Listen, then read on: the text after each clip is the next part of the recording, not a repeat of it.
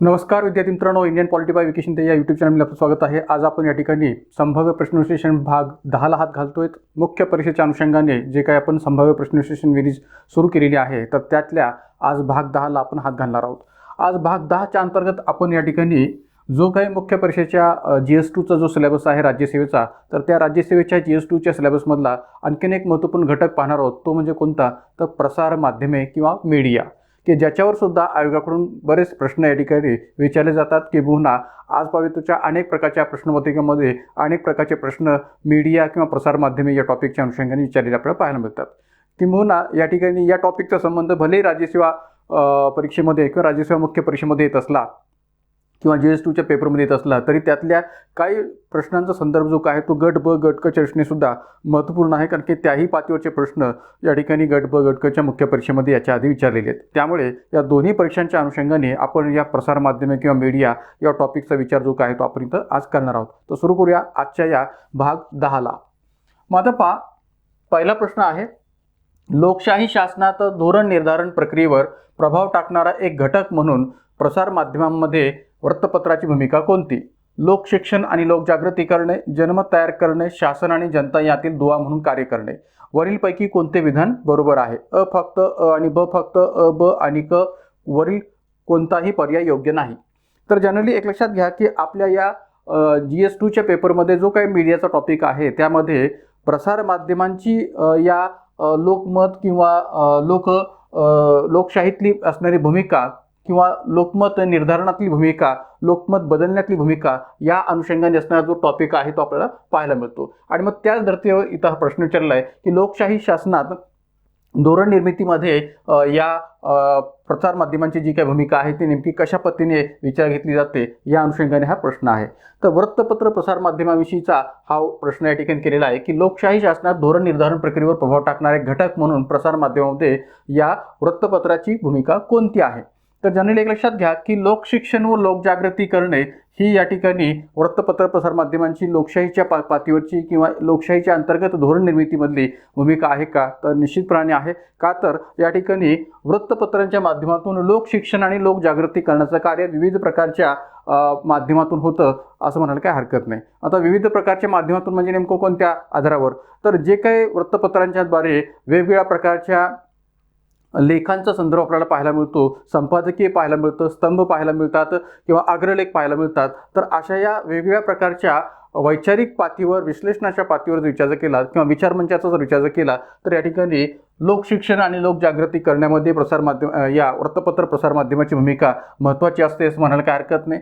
त्याचबरोबर जनमत तयार करणे, मग एखाद्या सरकारच्या निर्णयामुळे जर का या ठिकाणी जनतेच्या मताला अधिकाधिक महत्त्व आलेलं असेल तर मग अशा वेळेस त्या निर्णयाविषयी जनतेचं मत काय आहे ते जाणून घेण्याच्या हेतूने सुद्धा या ठिकाणी जनमत तयार करण्याची भूमिका वृत्तपत्र प्रसार माध्यमाची स्पष्ट करता येते। राजकीय स्तरावर सुद्धा ही जनमत तयार करण्याची भूमिका आपल्याला स्पष्ट करता येते किंवा एक प्रकारे मागच्या एकंदरीत 5 वर्षाचा जर विचार केला, कारण की आपल्या आता महाराष्ट्राच्या पातळीवर जर विचार केला तर महाराष्ट्राच्या अंतर्गत मागच्या 2 वर्षामध्ये या ठिकाणी महाविकास आघाडीचं सरकार होतं, काही 1 वर्षापासून या ठिकाणी एकनाथ शिंदे सरकार आहे आणि आत्ताच पुन्हा आणखीन जॉईन झालेले अजित पवार गट याचा विचार करतात। तर 3 वेगवेगळ्या पक्षांचं असणारं हे सरकार म्हणून आता ओळखलं जाऊ लागलेलं आहे। तर अशा या पातळीवर जे काही या ठिकाणी मुख्यमंत्री होऊन गेलेले आहेत तर त्यामध्ये कोणत्या मुख्यमंत्र्यांचं कार्य हे अधिक योग्य होतं किंवा कोणत्या मुख्यमंत्र्यांचं कार्य हे अधिक चांगलं राहिलं याही पातळीवरचं असणारं जनमत अनेक प्रकारच्या वृत्तपत्र प्रसार माध्यमांकडून मागे केलं आपल्याला पाहायला मिळतं। तर जनमत तयार करणे किंवा जनमत जाणून घेणे यामध्ये पण त्यांची भूमिका असते, जेव्हा एक प्रकारे लोकशाही शासन प्रक्रिया असते।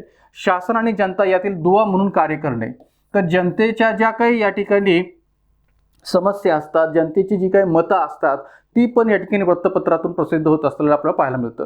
तर जनरली एक लक्षात घ्या की आपल्याकडे लोकसत्ता असो, सकाळ असो किंवा लोकमत सारखा या ठिकाणी पेपर असो, हे सगळे राष्ट्रीय पेपर आहेत की ज्यांना या ठिकाणी वेगवेगळ्या प्रकारच्या घटकाच्या माध्यमातून जनमताची भूमिका मांडण्यामध्ये जी काही रस आहे तो पाहायला मिळतो। तर या ठिकाणी आपल्याला असं सांगता येऊ शकेल की लोकसत्ता असो किंवा सकाळ असो किंवा लोकमत असो, अशा कोणत्याही वृत्तपत्राच्या द्वारे वेगवेगळ्या जनतेचं मत जे काय आहे ते या ठिकाणी कसं मांडायचं याविषयीचा जो सदर आहे ते प्रत्येक न्यूजपेपरमध्ये आपल्याला पाहायला मिळतं. एक विशिष्ट प्रकारचं सदर या ठिकाणी रोज आपल्याला पाहायला मिळतं की ज्या सदरामध्ये जनतेच्या मतांचा विचार जो काय तो केला जात असतो वृत्तपत्र प्रसार माध्यमाच्या द्वारे. आणि त्यामुळे त्यातून सुद्धा कुठेतरी शासन आणि जनता यांच्यातली दुवा म्हणून भूमिका जी काय आहे ती वृत्तपत्र प्रसार माध्यमाच्या द्वारे पार पाडली जात असते. आणि म्हणून वृत्तपत्र ही शासन आणि जनता यांच्यातल्या दुवा म्हणून भूमिका पार पाडतात, कार्य करतात हे म्हणणं सुद्धा योग्य आहे. आणि म्हणून लोकशाही शासनात धोरण निर्धारण प्रक्रियेचा जर विचार जर केला तर प्रभाव टाकणारा एक घटक म्हणून वृत्तपत्र प्रसार माध्यमे ही सबंध भूमिका पार पाडतात हे म्हणायला जागा उरते. आणि म्हणून या ठिकाणी उत्तर आपल्याला सांगता येईल ते म्हणजे अ, ब आणि क या सर्वच पातळीवर ही भूमिका आपल्याला या वृत्तपत्र प्रसार माध्यमाची या लोकशाही शासन प्रक्रियेमध्ये धोरण प्रक्रियेच्या अंतर्गत आहे हे स्पष्ट करता येईल. तशाच प्रकारचा आणखी एक प्रश्न आहे पहा. भारतासारख्या धर्मनिरपेक्ष लोकशाही शासनात जातीय दंगे, भाषिक संघर्ष आणि धार्मिक तणाव अशा असाधारण परिस्थितीत आपले कर्तव्य बजावताना वृत्तपत्रांनी कोणती भूमिका घ्यावी, कोणते मानदंड मानावेत? आता पहा, प्रश्न थोडासा ॲनालिटिकल आहे, विश्लेषणात्मक आहे. हाही प्रश्न या ठिकाणी विश्लेषणात्मकच होता. तर एक प्रकारे या ठिकाणी या प्रश्नाचा जो विचार केला तर इथं या ठिकाणी काय म्हटलेलं आहे की भारतासारख्या धर्मनिरपेक्ष लोकशाही शासनात जातीय दंगे, भाषिक संघर्ष आणि धार्मिक तणाव अशा असाधारण परिस्थितीत आपले कर्तव्य बजावताना कोणी वृत्तपत्रांनी एक प्रसार माध्यम म्हणून आपले कर्तव्य बजावताना कोणती भूमिका या वृत्तपत्रांनी कोणती भूमिका घ्यावी, कोणते मानदंड मानावेत? तर जनरली एक लक्षात घ्या की आज भारताच्या पातळीवर जर आपण विचार केला तर पूर्ण भारताच्या पातळीवर या ठिकाणी ह्या सगळ्या परिस्थितीला आपण सध्या तोंड देतोय. का तर भारतामध्ये मोठ्या प्रमाणात या लोकशाही शासन प्रणालीच्या स्तरावर विचार केला तर जाती आणि धार्मिक दंगलींचं प्रमाण वाढत चाललेलं आहे, किंबहुना भाषिक संघर्ष किंवा धार्मिक तणाव सुद्धा आपल्याकडे पाहायला मिळत आहे. तर या सर्व पातळीवर विचार केला तर विशेषतः धर्मांच्या पातळीवरचे असणारे वेगवेगळ्या प्रकारचे प्रश्न असतील. मग ते या ठिकाणी कर्नाटकच्या निवडणुकीच्या प्रचारांतर्गत बजरंग बली की जय असं या ठिकाणी स्वतः पंतप्रधानांनी म्हणणं असेल, किंवा द केरला स्टोरी या प्रकारच्या चित्रपटाच्या माध्यमातून या ठिकाणी धार्मिक प्रश्न पुढे आणणं असेल, द काश्मीर फाईल्स याच्या माध्यमातून सुद्धा धर्माचा प्रश्न उपस्थित करणं असेल. तर असे वेगवेगळ्या प्रकारचे इश्यू की ज्या इश्यूच्या माध्यमातून मोठ्या प्रमाणात धार्मिक पातळीवरचं वातावरण हे बिघडवण्याचा प्रकार हा सध्या वेगवेगळ्या प्रकारच्या संघटनांकडून किंबहुना अप्रत्यक्षरित्या केंद्र सरकारच्या स्तरावर सुद्धा होत चाललेलं आहे असं विरोधकांचं म्हणणं आहे. तर मग अशा या परिस्थितीत प्रसार माध्यमांची जी काही भूमिका आहे ती कशी असणं अपेक्षित आहे या दृष्टीने हा प्रश्न विचारलेला आहे. विशेषतः वृत्तपत्र प्रसार माध्यमाची भूमिका आहे कशी असणं अपेक्षित आहे याच्यावर हा प्रश्न विचार आपल्याला पाहायला मिळतो. तर मग आता पर्याय काय दिलेत की वृत्तपत्रकारांनी लोकहिताकडे दुर्लक्ष करून वैयक्तिक स्वार्थासाठी वृत्तपत्राच्या शक्तीचा वापर करू नये. अशा प्रकारच्या सिच्युएशनमध्ये जेव्हा या ठिकाणी जातीय दंगे, भाषिक संघर्ष, धार्मिक तणाव अशी परिस्थिती असेल तर अशा परिस्थितीत कर्तव्य बजावत असताना वृत्तपत्रांनी लोकहिताकडे दुर्लक्ष करून वैयक्तिक स्वार्थासाठी वृत्तपत्राच्या शक्तीचा वापर करू नये. मग हे जे काही भूमिका आहे ती योग्य आहे का? तर योग्यच आहे, कारण की याच प्रकारची भूमिका वृत्तपत्रांनी या ठिकाणी पार पाडली पाहिजे हे म्हणणं अपेक्षित आहे. वृत्तपत्रातून द्यावयाचा मजकूर खरा आणि वस्तुस्थितीला धरून असला पाहिजे. विपर्यास्त वस्तुस्थितीला सोडून अतिशयोक्ती दाखवणारा मजकूर देण्याचे टाळले पाहिजे.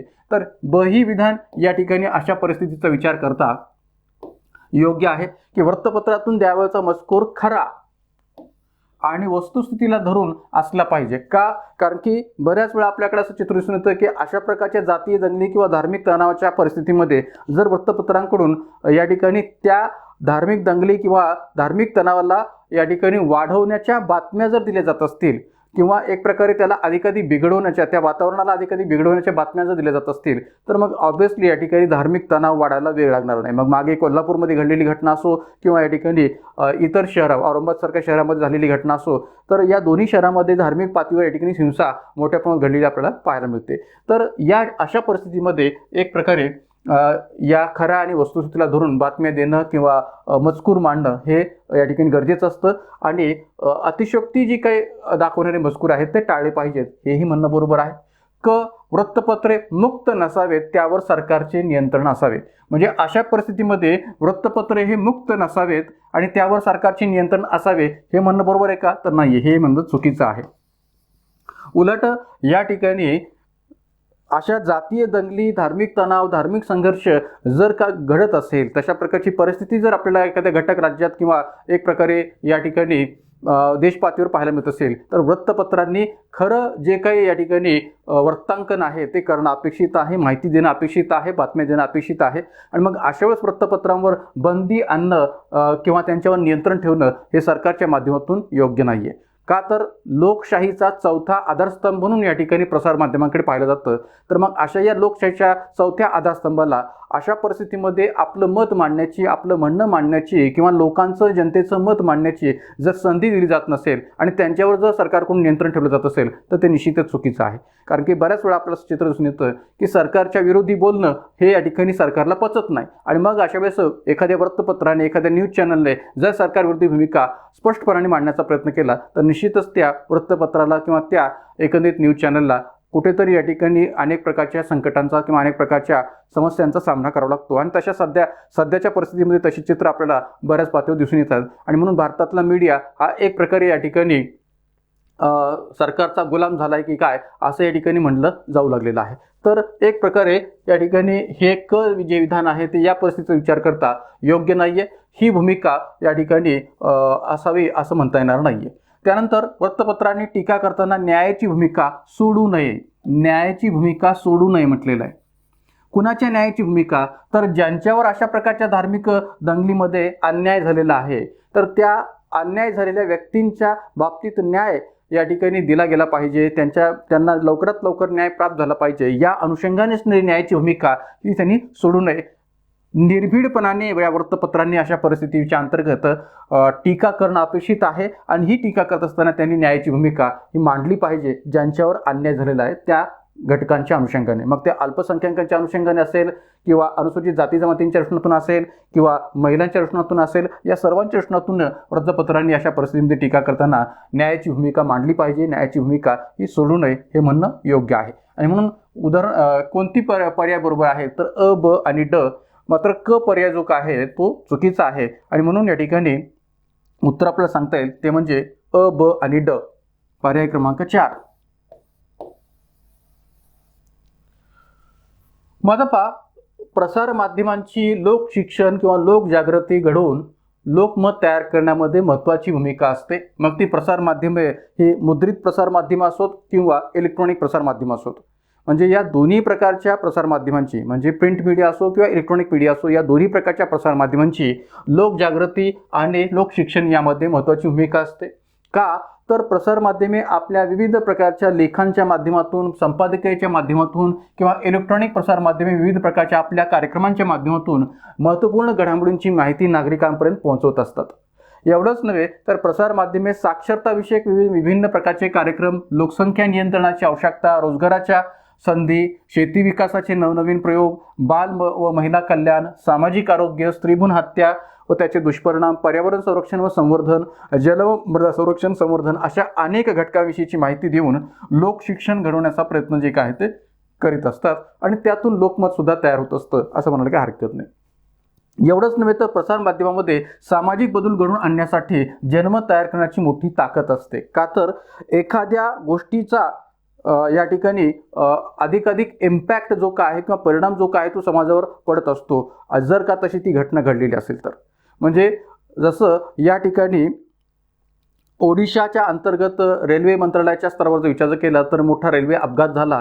आणि मग त्या रेल्वे अपघातामध्ये जे काही या ठिकाणी कवच नावाची सुरक्षा यंत्रणा असणं अपेक्षित होतं ती नव्हती. आणि त्यामुळे जवळपास 200पेक्षा अधिक लोक जे काय ते मृत्यू पावले. तर या घटनेमुळे या ठिकाणी जनतेच्या मनामध्ये रेल्वे सेवेविषयीच असणारं मत जे काय आहे ते वेगळ्या पद्धतीने उमटू शकतं. तर मग अशा प्रकारच्या वेगवेगळ्या ज्या मोठ्या घटना घडतात की ज्या घटनांमुळे सामाजिक बदल घडवून आणण्याच्या दृष्टीने जनमत तयार करण्याची मोठी ताकद या प्रसारमाध्यमांकडे येते. त्यामुळे याही दृष्टीतून प्रसारमाध्यमांची भूमिका ही महत्त्वपूर्ण आहे.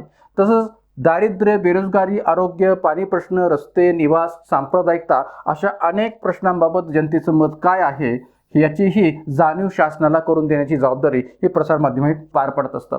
आता सध्या पावसाळा चालू आहे आणि मग अनेक ठिकाणी महाराष्ट्राच्या पातळीवर जर विचार केला तर पूर परिस्थिती निर्माण झालेली आपल्याला पाहायला मिळते. मग ती पालघर जिल्ह्यात असो किंवा रायगड जिल्ह्यात असो किंवा एक प्रकारे महाडमध्ये असो किंवा मुंबईमध्ये असो किंवा महाराष्ट्रातल्या इतर या ठिकाणी चंद्रपूर, गडचिरोली सारख्या जिल्ह्यामध्ये की जिथून पावसाचं प्रमाण मोठ्या प्रमाणात सध्या पाहायला मिळते. तर अशा या ठिकाणी जर का शासन यंत्रणा, शासनाची संबंध प्रशासकीय यंत्रणा लवकरात लवकर जर पोहोचली नाही तर लगेच प्रसारमाध्यमे या ठिकाणी त्याबाबतची बातमी जी काय आहे ती शासनापर्यंत पोहोचवण्याचं कार्य करतात. का तर जेणेकरून जे कोणी या ठिकाणी अशा प्रकारच्या पूर परिस्थितीमध्ये अडकलेले लोक आहेत त्यांना लवकरात लवकर सुरक्षा जी काय ती प्राप्त व्हावी. तर यामुळे या ठिकाणी प्रसारमाध्यमांची अशा या पातळीवर सुद्धा जी असणारी भूमिका आहे ती महत्त्वपूर्ण असते. म्हणून ओव्हरऑल जर पाहिलं तर धोरण निर्मितीमध्ये असणारी प्रसारमाध्यमांची भूमिका, मग ती वृत्तपत्र प्रसारमाध्यमाची असो, रेडिओची असो किंवा इलेक्ट्रॉनिक मीडियाच्या पातळीवर कोणत्याही प्रसारमाध्यमाची असो, ती महत्त्वाची असते हे निश्चितपणे आपल्याला स्पष्ट करता येईल. त्यानंतर जाऊया पुढच्या प्रश्नाकडे. पुढचा प्रश्न आहे पहा, पुढीलपैकी कोणते विधान योग्य आहे? आपल्याला बरोबर विधान शोधायचं आहे. पुढीलपैकी कोणते विधान योग्य आहे? ज्या चित्रपटांना UA दाखला आहे ते 12 ते 18 वयाची मुले केवळ आई वडिलांसोबत पाहू शकतात आणि ज्या चित्रपटांना S दाखला आहे ती केवळ विशिष्ट गटांसाठीच असतात. पर्याय उत्तरे फक्त A, फक्त B, दोन्हीही नाही, दोन्हीही. आता पहा की इथं आपल्याला बरोबर विधान शोधायचं आहे, पण त्याआधी आपल्याला हे समजलं पाहिजे की हा प्रश्न नेमका कशाविषयी विचारलेला. तर आपल्याकडे कोणत्याही प्रकारच्या फीचर फिल्मला म्हणजेच चित्रपटाला, चलचित्राला या ठिकाणी विशिष्ट प्रकारचं प्रमाणपत्र जे काय ते दिले जात असतं आणि हे प्रमाणपत्र दिल्याशिवाय संबंधित फीचर फिल्मला किंवा त्या चलचित्राला या ठिकाणी प्रदर्शित करता येत नाही, पब्लिश करता येत नाही. तर या अर्थाने या ठिकाणी ती संस्था कोणती आहे की जी आपल्याकडे अशा प्रकारच्या पातळीवर नियंत्रण ठेवणारी संस्था आहे? तर एक प्रकारे तिचं नाव आहे CBFC. CBFC, ज्याला आपण सेंट्रल बोर्ड फिल्म सर्टिफिकेशन असं म्हणू शकतो, ज्याला इन शॉर्ट सेन्सॉर बोर्ड असंही म्हटलं जातं. तर CBFC ही जी काही यंत्रणा आहे की जी अशा प्रकारच्या चलचित्रांना किंवा चलचित्रपटांना या ठिकाणी वेगवेगळ्या प्रकारचं प्रमाणपत्र देत असते. तर इथं या ठिकाणी 2 विधानं दिलेली आहेत की ज्या चित्रपटांना UA दाखला आहे, UA दाखला आहे ते 12 ते 18 वयाची मुले केवळ आपल्या आईवडिलांसोबत पाहू शकतात. म्हणजे अशा प्रकारचे चित्रपट हे 12 ते 18 वयाची मुले आपल्या आईवडिलांसोबत पाहू शकतात असं हे विधान दिलेलं आहे. तर हे विधान या ठिकाणी चुकीचं आहे. का? कारण की ज्या चित्रपटांना UA दाखला असतो त्या बाबतीत या ठिकाणी वयाची अट जी काय आहे ती 12 वर्षाखालील मुले अशा अर्थाने विचार घेतलेली आहे. 12 वर्षाखालील मुले हे आपल्या आई वडिलांसोबत किंवा आपल्या गार्डियन सोबत अशा प्रकारचा चित्रपट जो काय तो पाहू शकतात. म्हणजे ज्या चित्रपटांना UA दाखला आहे अशा प्रकारचे चित्रपट हे 12 वर्षाखालील मुले या ठिकाणी आपल्या आईवडिलांसोबत किंवा गार्डियनसोबत या ठिकाणी अशा प्रकारचे चित्रपट पाहू शकतात असं म्हणणं या ठिकाणी योग्य आहे. आणि म्हणून एक प्रकारे इथं 12 ते 18 हा जो काही उल्लेख केलेला आहे तो चुकीचा आहे. म्हणून या ठिकाणी हे विधान जे काय ते चुकीचं आहे किंवा अयोग्य आहे. ज्या चित्रपटांना S दाखला आहे, आता Sचा अर्थ इथं कोणत्या अर्थाने घ्यायचा आहे तर विशिष्ट, स्पेशल या अर्थाने घ्यायचा आहे. तर त्यामुळे ज्या चित्रपटांना S दाखला आहे तो केवळ विशिष्ट गटांसाठीच असतात हे म्हणणं बरोबर आहे. ज्या चित्रपटांना विशिष्ट असा दाखला आहे, स्पेशल असा दाखला आहे त्या चित्रपटांना ते केवळ विशिष्ट गटांसाठीच असतात असं म्हणणं बरोबर आहे. विशिष्ट गटासाठी म्हणजे कुणासाठी? की ज्यांचा संबंध त्यांच्याशी, त्या चित्रपटांशी येतो अशाच विशिष्ट गटांसाठी. म्हणजे डॉक्टर असतील, इंजिनियर असतील, सायंटिस्ट असतील किंवा शेतकरी असतील की ज्यांच्याविषयी अशा प्रकारचे चलचित्रपट जे काय ते तयार केलेले असतात. अनेक प्रकारच्या डॉक्युमेंटरीज असतात, माहितीपट असतात. तर त्या दृष्टीने हा स्पेशल दाखला जो काय तो त्यांच्यासाठी विचार घेतला जातो. तर त्यामुळे एक प्रकारे B हे विधान बरोबर आहे, मात्र A जे काय ते चुकीचं आहे. म्हणून आपला सांगता काय येईल की पुढीलपैकी कोणते विधान योग्य आहे तर फक्त B. म्हणून उत्तर आहे पर्याय क्रमांक 2 फक्त B. याची अधिक विस्ताराने माहिती पुढे आपण विस्ताराने पाहूया की नेमकं CBFC किंवा एक प्रकारे कोणता असा अधिनियम आहे की ज्या अधिनियमाखाली या प्रकारच्या नियमांचा विचार केलेला आहे. तर आपल्याकडे चलचित्रपट अधिनियम किंवा चलचित्रपट प्रमाणन अधिनियम 1952 जो काय आहे की ज्या 1952च्या चलचित्र प्रमाणन अधिनियमाखाली या सर्व प्रकारच्या प्रमाणपत्रांचा जो काही वाटप आहे किंवा प्रमाणपत्राचा जो काही दाखला आहे तो या CBFC कडून केला जात असतो. तर नेमका हा चलचित्र प्रमाणन अधिनियम 1952 आणि त्यातल्या तरतुदी कशा आहेत त्याचाही थोडक्यात आपण आढावा घेऊया. माझा पहा CBFC म्हणजे central board film certification censor board ही संस्था चलचित्र प्रमाणन अधिनियम 1952 अंतर्गत असणाऱ्या तरतुदींच्या सहाय्याने काम करते. प्रस्तुत संस्था भारतात प्रदर्शित होणाऱ्या चलचित्रांना प्रमाणित करते. चलचित्रांना प्रमाणित करते. म्हणजे तशा प्रकारची मान्यता देते एखाद्या चलचित्रपटाला किंवा जे एखाद्या चित्रपटाला या ठिकाणी पब्लिश करण्याविषयीची मान्यता तेव्हाच मिळू शकते जेव्हा या ठिकाणी त्यांना तशा प्रकारचं प्रमाणपत्र या CBFCकडून प्राप्त झालेलं असेल. तर एक प्रकारे भारतात प्रदर्शित होणाऱ्या चलचित्रांना प्रमाणित करते. असे प्रमाणीकरण काही विशिष्ट नियमांवर आधारित आहे. काही विशिष्ट नियमावर आधारित आहे म्हणजे कोणत्या नियमावर? तर खाली त्याचा उल्लेख मी केलेला आहे की या कायद्याच्या चलचित्र प्रमाणन अधिनियम 1952 या कायद्याच्या कलम 5 नुसार एखादा चित्रपट याच कायद्याच्या कलम 414 नुसार एखादा चित्रपट कलम 5 नुसार एखादा चित्रपट याच कायद्यातील कलम 414 नुसार अनिर्बंध सार्वजनिक प्रदर्शनास योग्य असल्यास, अनिर्बंध म्हणजे अनरिस्ट्रिक्टेड किंवा एक प्रकारे युनिव्हर्सल या अर्थाने त्याचा आपण इंग्लिशमध्ये उल्लेख करू शकतो. अनरिस्ट्रिक्टेड किंवा युनिव्हर्सल पद्धतीने सार्वजनिक प्रदर्शनास योग्य असल्यास चित्रपटासाठी प्रमाणपत्र प्राप्त करणाऱ्या व्यक्तीस, ज्याला या ठिकाणी त्या चित्रपटासाठी प्रमाणपत्र हवं आहे त्या चित्रपटासाठी प्राप्त करणाऱ्या व्यक्तीस अ किंवा यू प्रमाणपत्र अथवा अ व किंवा UA प्रमाणपत्र दिली जाते. आता इथं यू याचा अर्थ कशा पद्धतीने घ्यायचा आहे तर अ म्हणजे अनिर्बंध किंवा अनरिस्ट्रिक्टेड युनिव्हर्सल अशा पद्धतीने तुम्ही घेऊ शकता.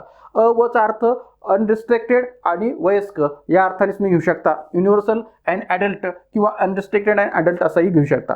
तर एक प्रकारे या प्रकारचं प्रमाणपत्र या ठिकाणी दिले जाते की ज्या पातळीवर अनिर्बंध सार्वजनिक प्रदर्शनास योग्य असल्या चित्रपटासाठी प्रमाणपत्र प्राप्त करणाऱ्या व्यक्तीस या प्रकारे या ठिकाणी प्रमाणपत्र दिलं जातं. यू किंवा व या प्रकारचं.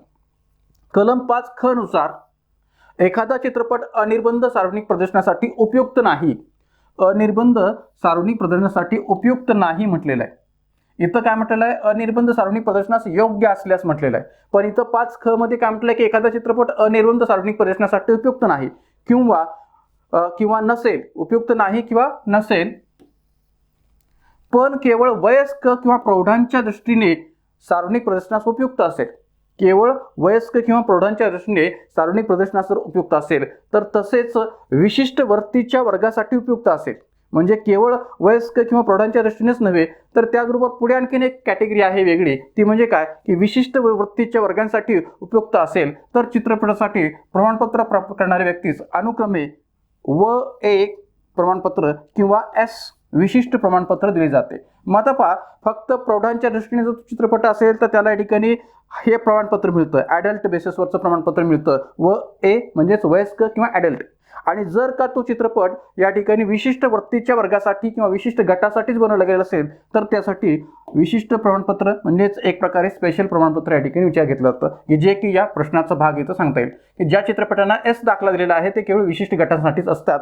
मग हे विशिष्ट गटांसाठीचं प्रमाणपत्र म्हणजे Sच्या बेसिसवर आपल्याला स्पष्ट करता येईल.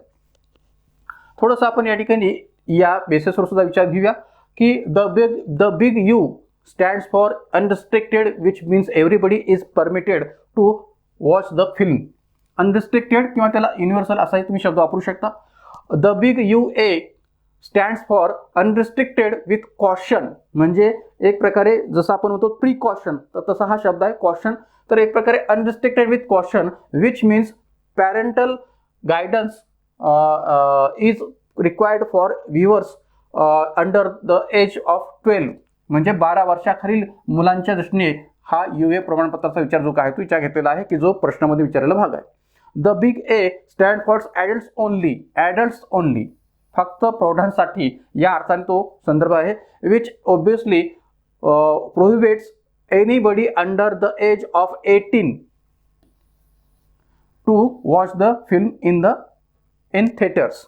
The big S stands for restricted to special classes. आता restricted to special classes म्हणजे काय तर फक्त विशिष्ट गटासाठीच मर्यादित किंवा मर्यादित विशिष्ट गटांसाठीच. रिस्ट्रिक्टेड टू स्पेशल क्लासेस म्हणजे मर्यादित विशिष्ट गटासाठी या चित्रपटांचा विचार होऊ शकतो ज्याला S दाखला आहे. तर which means only certain members of the society such as doctors, scientists, otherwise farmers etc are permitted to watch the film. तर अशा पद्धतीने या ठिकाणी याचा संदर्भ आपल्याला स्पष्ट करता शिकेल. याशिवाय मराठीमध्ये पण मी थोडक्यात उल्लेख केलेला आहे की युनिव्हर्सल किंवा अनरिस्ट्रिक्टेड कोणत्याही वर्गातील प्रेक्षक हा सिनेमा पाहू शकतो की ज्याला U दाखला आहे.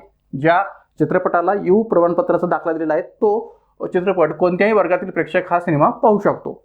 ज्या चित्रपटाला युनिव्हर्सल किंवा ॲडल्ट UA असा दाखला आहे तो चित्रपट 12 वर्षांखालील मुलं आपल्या आई वडील किंवा कुणी वयाने मोठा असलेल्या गार्डियन व्यक्तीसोबत हा सिनेमा पाहू शकतात की ज्याला UA दाखला आहे अनरिस्ट्रिक्टेड अडल्ट बेसिसवर.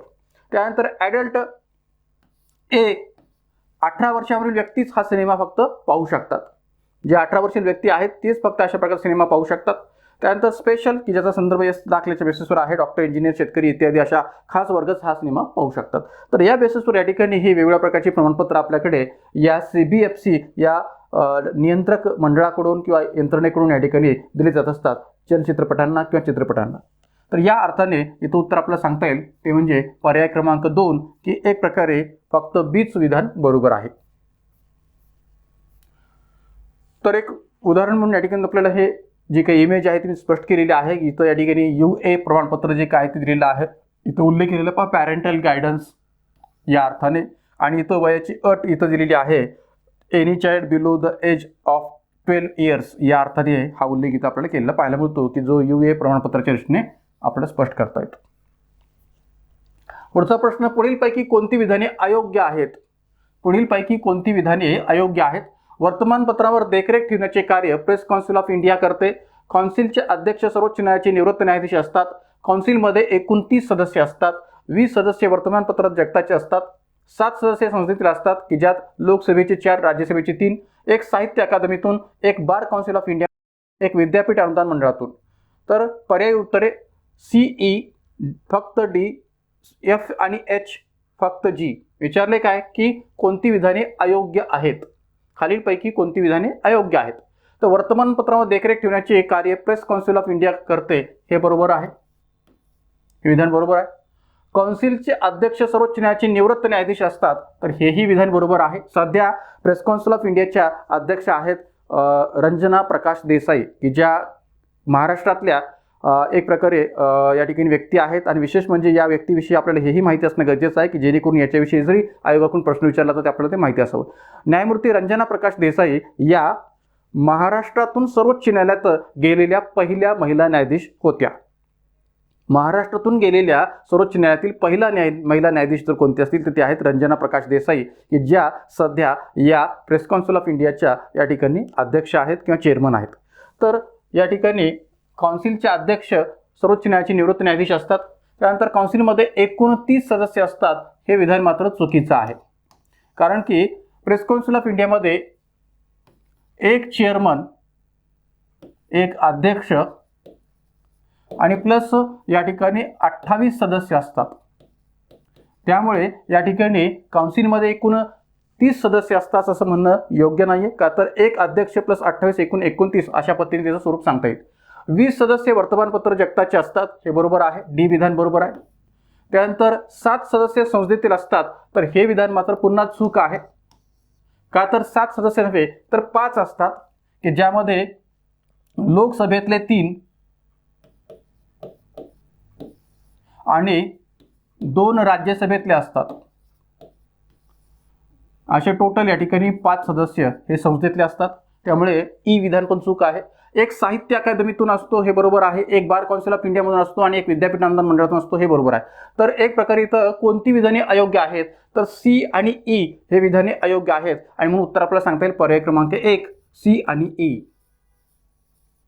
माझा पहा की आपल्याकडे प्रेस काउन्सिल ऑफ इंडिया ही जी काही यंत्रणा आहे, ही जी काही संस्था आहे, ती एक महत्त्वपूर्ण अशी जबाबदारी पार पाडते. ती म्हणजे वृत्तपत्रांच्या बाबतीत या ठिकाणी आचारसंहितेच्या रचनातून भूमिका पार पाडणं, वृत्तपत्रांच्या एकंदरीत कामकाजावर नियंत्रण ठेवणं. या अर्थाने ही प्रेस काउन्सिल ऑफ इंडिया नावाची संस्था आपल्याकडे कार्यरत आहे. 1965च्या प्रेस काउन्सिल ॲक्टच्या माध्यमातून या संस्थेची स्थापना झाली. नंतर मग या ठिकाणी आणीबाणीच्या कालखंडात इंदिरा गांधींनी प्रेस काउन्सिल बरखास्त केलेलं होतं. पण रिपीट अगेन पण 1978ला जेव्हा जनता पक्ष सरकार सत्तेवर आलं होतं तेव्हा या ठिकाणी 1978मध्ये पुन्हा एकदा प्रेस काउन्सिल ॲक्ट पास झाला आणि आज देखील या 1978च्या प्रेस काउन्सिल ॲक्टनुसारच या संस्थेचं कार्य जे काय ते चालू आहे. तर या संस्थेविषयी थोडक्यात माहिती पुढे पाहूया. आता पहा, भारतात सर्वप्रथम वृत्तपत्रांबाबत 1954 साली पहिले प्रेस कमिशन नेमण्यात आले. प्रेस कमिशन कधी? 1954 साली. या कमिशनने भारतात प्रेस कौन्सिल स्थापन करण्याची शिफारस केली. जे 1954 मध्ये प्रेस कमिशन स्थापन केलेलं होतं, तर त्या प्रेस कमिशनने केलेल्या शिफारशीनुसार भारतात प्रेस कौन्सिल स्थापन करण्याची जी काय शिफारस आहे ती विचार घेतली गेली आणि त्यानुसार भारत सरकारच्या माध्यमातून प्रेस कौन्सिल ॲक्ट 1965 मंजूर केला गेला. प्रेस कौन्सिल ॲक्ट 1965 जो काय तो मंजूर केला गेला आणि 4 जुलै 1966 रोजी भारतात पहिले प्रेस कौन्सिल स्थापन झाले. 4 जुलै 1966ला भारतातलं पहिले प्रेस कौन्सिल स्थापन झाले. आणीबाणीच्या कालखंडामध्ये भारतात प्रेस कौन्सिल बरखास्त केलं गेलं इंदिरा गांधी सरकारच्या अंतर्गत. मात्र 1978 साली केलेल्या कायद्यानुसार पुन्हा एकदा प्रेस कौन्सिल हे स्थापन झाली. कधी? 1978 साली. आणि मग 1978च्या कायद्यानुसार पुढे संबंध कार्य जे काय ते चालेल आपल्याला पाहायला मिळतं. तर या प्रेस कौन्सिलची रचना जर आपण पाहिली तर या पद्धतीने सांगता येईल की या प्रेस कौन्सिलमध्ये एक अध्यक्ष किंवा चेअरमन, 28 सदस्य असतात. एक अध्यक्ष, सर्वोच्च न्यायालयाचे निवृत्त न्यायाधीश, जसं मी आता म्हटल्याप्रमाणे रंजना प्रकाश देसाई, न्यायमूर्ती रंजना प्रकाश देसाई या सर्वोच्च न्यायालयाचे निवृत्त न्यायाधीश आहेत. त्यानंतर 13 सदस्यांच्या पातळीवर जर विचार केला तर संपादक आणि पत्रकार असतात 13 सदस्य. त्यानंतर 7 सदस्य वृत्तपत्र व्यवसाय व न्यूज एजन्सीचे प्रतिनिधी असतात, हेही बरोबर आहे. तर या ठिकाणी 20 सदस्य हे एक प्रकारे वर्तमानपत्र जगताचे असतात. हा जो उल्लेख इथं डी विधानामध्ये केलेला आहे तो याकरता बरोबर आहे का, तर या ठिकाणी इथं 13 सदस्य संपादक व पत्रकार असतात आणि 7 सदस्य वृत्तपत्र व्यवसाय व न्यूज एजन्सीचे प्रतिनिधी असतात. तर या अनुषंगाने 13 + 7 20 हे वृत्तपत्र जगतातले असतात, हे म्हणणं बरोबर आहे. 5 सदस्य हे संसदेचे खासदार असतात की ज्यामध्ये 3 लोकसभेचे आणि 2 राज्यसभेचे असतात. 1 सदस्य बार कौन्सिल ऑफ इंडियाचा असतो, 1 सदस्य साहित्य अकादमीचा असतो, 1 सदस्य विद्यापीठ अनुदान आयोगाचा असतो किंवा UGCचा असतो.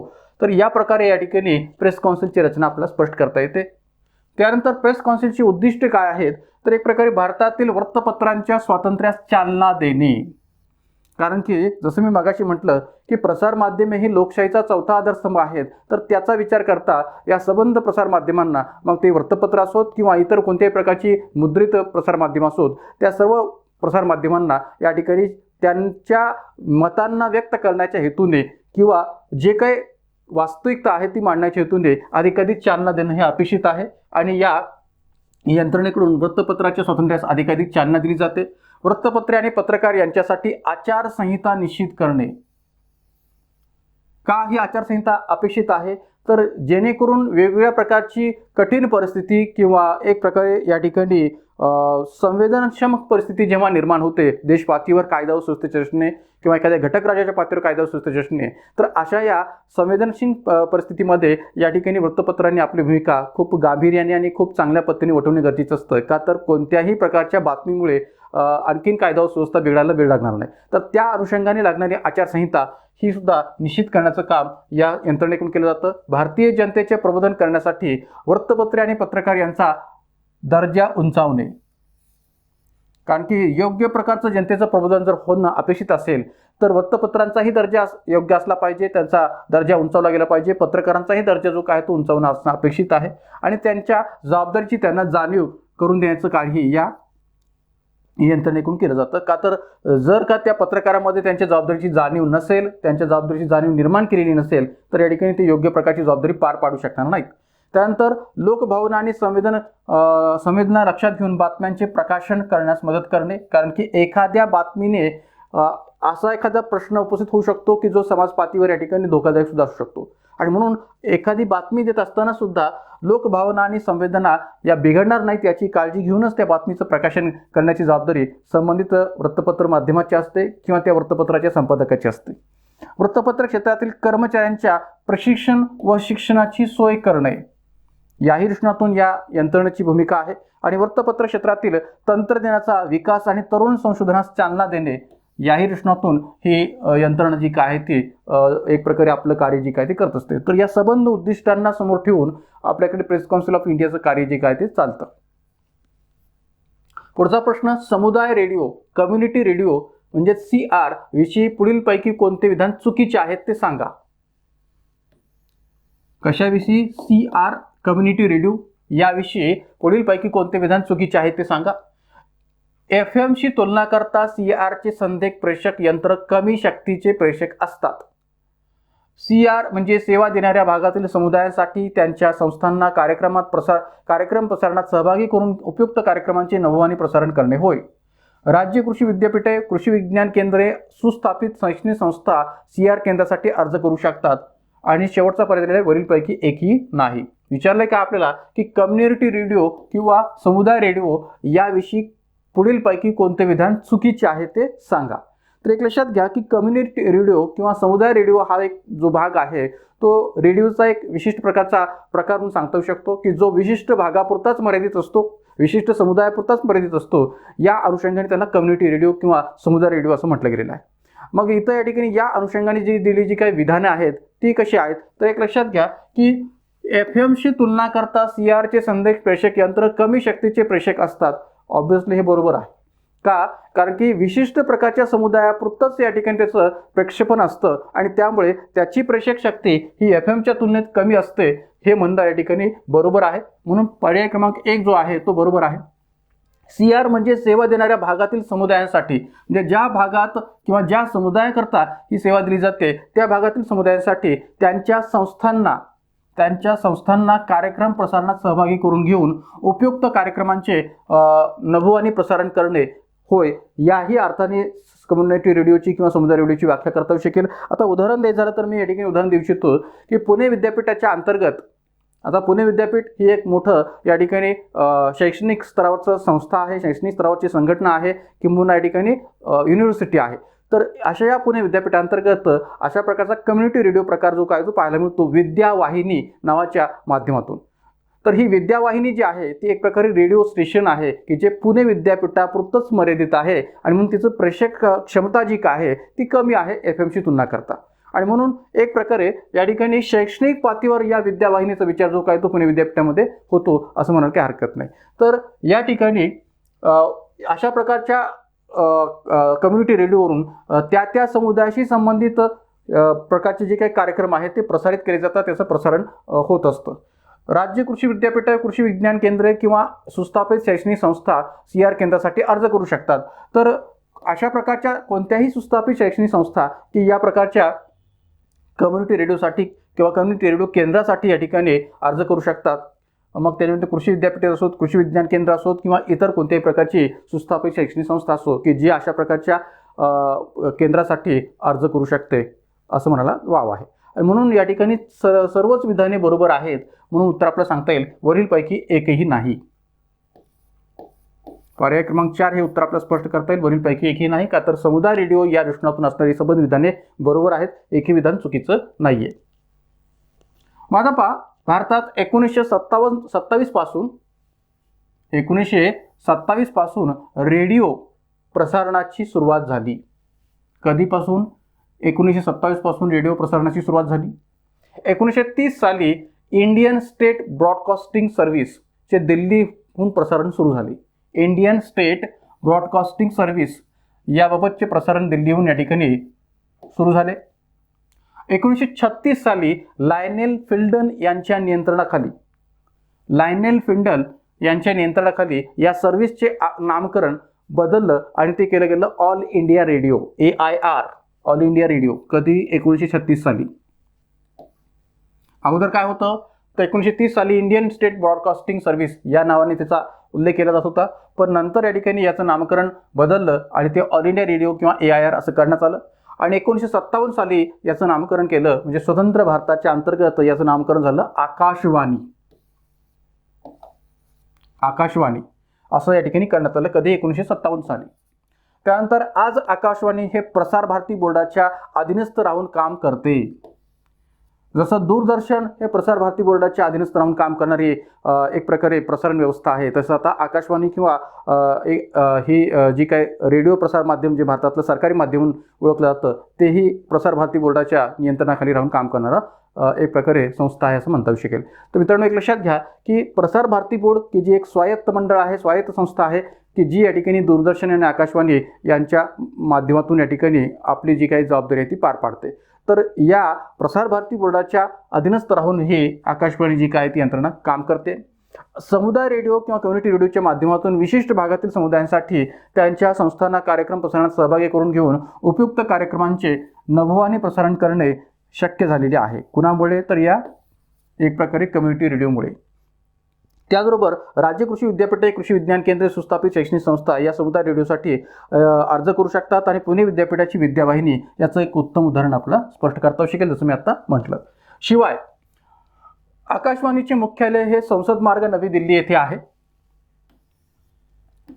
तसेच बहुजन हिताय आणि बहुजन सुखाय हे आकाशवाणीचे ध्येय वाक्य आहे. मित्रांनो, हे सगळं मी यासाठी सांगतोय कारण की याच्यावर आयोगाकडून प्रश्न विचारायला वाव आहे. का तर या ठिकाणी अशाच प्रकारच्या फॅक्च्युअल डाटाविषयी आयोगाकडून बऱ्याच वेळा प्रश्न विचारले जातात. तर त्यामुळे आकाशवाणीचं ध्येय वाक्य काय आहे, आकाशवाणीचं ब्रीदवाक्य काय आहे, आकाशवाणीची सुरुवात केव्हा झाली, केव्हा स्थापना झाली, कधी आकाशवाणी असं नामकरण केलं गेलं, कधी AIR असं नामकरण केलं गेलं, या सगळ्या गोष्टी फॅक्च्युअल बेसिसवर आपण राज्यसेवा मुख्य परिषदेने महत्त्वपूर्ण पद्धतीने लक्षात ठेवाव्यात. तर बहुजन हिताय आणि बहुजन सुखाय अशा प्रकारचं या ठिकाणी आकाशवाणीचं ध्येय वाक्य आहे. आज घडीला जर आपण पाहिलं तर आकाशवाणीची जवळपास 420 रेडिओ स्टेशन्स पूर्ण देशभरात कार्यरत आहेत. आणि विशेष म्हणजे मी या ठिकाणी या कार्यक्रमाचा इथं उल्लेख करू इच्छितो का तर याचाही संबंध कुठेतरी आपल्या परीक्षेतल्या सिलेबसशी आहे असं म्हणायला काही हरकत नाही. प्रसारमाध्यमे या दृष्टीतून सुद्धा आणि आणखीन एक टॉपिक जो आपल्या सिलेबसमध्ये आहे संचालनालय नाही राज्य संचालनालय, तर त्याही दृष्टीने याचा संदर्भ आपण सांगता येऊ शकतो.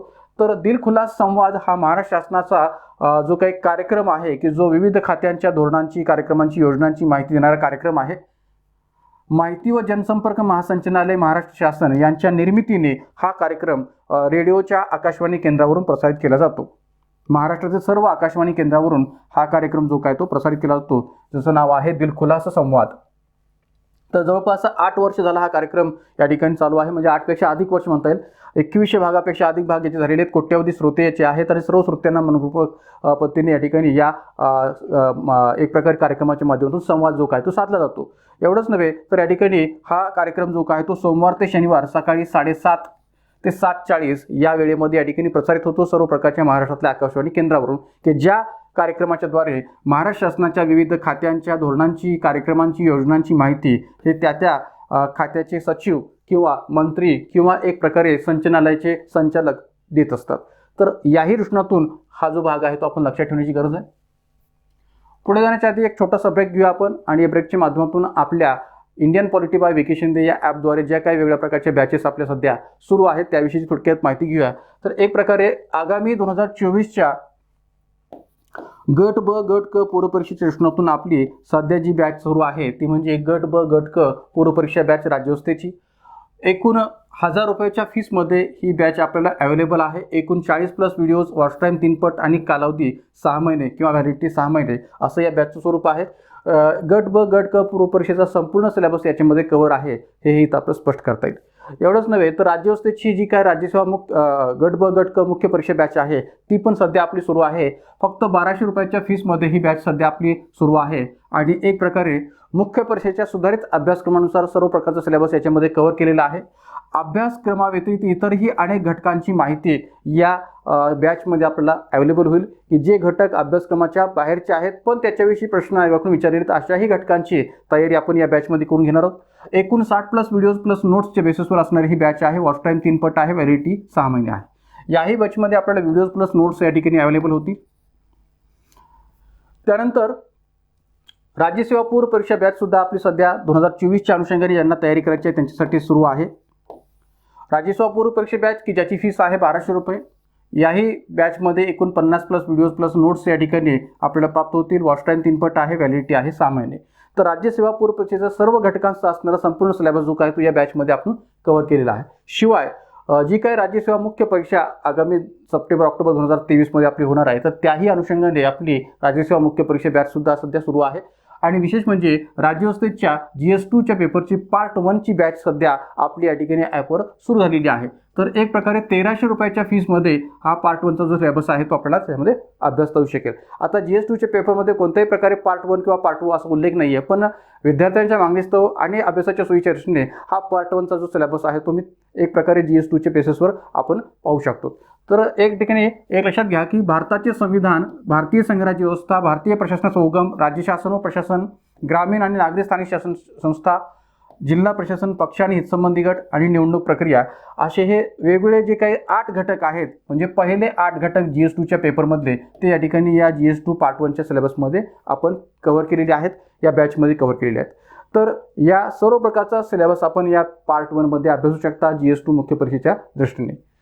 एकूण 80 प्लस व्हिडिओज प्लस नोट्स या बॅचमध्ये आपल्याला अवेलेबल होतील. वॉच टाईम 3 पट आहे आणि व्हॅलिडिटी आहे 8 महिने. तर या अर्थाने केवळ 1300 रुपयाच्या फीसमध्ये ही बॅच आपल्याला अवेलेबल आहे. या बॅच संबंधी किंवा या अगोदरच्या कोणत्याही बॅचेस संबंधी एन्क्वायरी करायची असेल तर या कॉन्टॅक्ट नंबरवर आपण एन्क्वायरी करू शकता. शिवाय या बॅच शिवाय आणखीन एक बॅच आपली सध्या ॲपवर सुरू आहे. ती म्हणजे कोणती, तर राज्य सेवा मुख्य परीक्षा batch special batch GS2 part 2 batch. फक्त नवीन घटकांचा समावेशासह या ठिकाणी ही बॅच आहे. फक्त नवीन घटक म्हणजे जे जुलै 2020 मध्ये या ठिकाणी नव्याने सुधारित जो काही GS2चा सिलेबस केला गेलेला आहे त्या आधारावर जे फक्त नवीन घट या ठिकाणी ॲड झालेले आहेत त्यांचा सिलेबस याच्यामध्ये आपण विचार घेणार आहोत GS2 पार्ट 2च्या बॅचमध्ये. तर या ठिकाणी भारतीय प्रशासनाचा उगम हा घटक अभ्यासता येऊ शकेल. प्रशासकीय कायदा याच्यामध्ये पण काही नवीन घटक ॲड झालेले, काही सुसंबद्ध कायद्यामध्ये सुद्धा काही नवीन कायदे ॲड झालेले आहेत. कृषी प्रशासन आणि ग्रामीण अर्थव्यवस्था, हरित क्रांती, धवल क्रांती यासह घटनात्मक आणि वैधानिक संस्था, लोक प्रशासनाचा संकल्पना, दृष्टिकोन आणि सिद्धांत आणि सार्वजनिक धोरण असे एकूण 7 घटक या GS2 पार्ट 2च्या स्पेशल बॅचमध्ये आपल्याला अभ्यास येतील. आणि याही बॅचमध्ये एकूण 70 plus videos plus notes available आहेत. वॉच टाईम 3 पट आहे, व्हॅलिडिटी आहे 8 महिने. आणि शिवाय जे काही इतर उर्वरित घटक आहेत जसं प्रसार माध्यमे, शिक्षण पद्धती किंवा सार्वजनिक सेवा किंवा इतर काही घटक आहेत की ज्यांच्याही कॉम्प्लिमेंटरी नोट्स या ठिकाणी या बॅचमध्ये आपल्याला अवेलेबल होतील. तर एक प्रकारे याही बॅचबद्दल कोणतीही एन्क्वायरी करायची असेल तर या कॉन्टॅक्ट नंबरवर आपण एन्क्वायरी करू शकता. आपलं जे काही ॲप आहे Indian polity bye Vicky Shinde हे गुगल प्ले स्टोअरवर अवेलेबल आहे. आपण ते डाउनलोड करून या ठिकाणी या सर्व प्रकारच्या बॅचेसला प्राप्त करू शकता.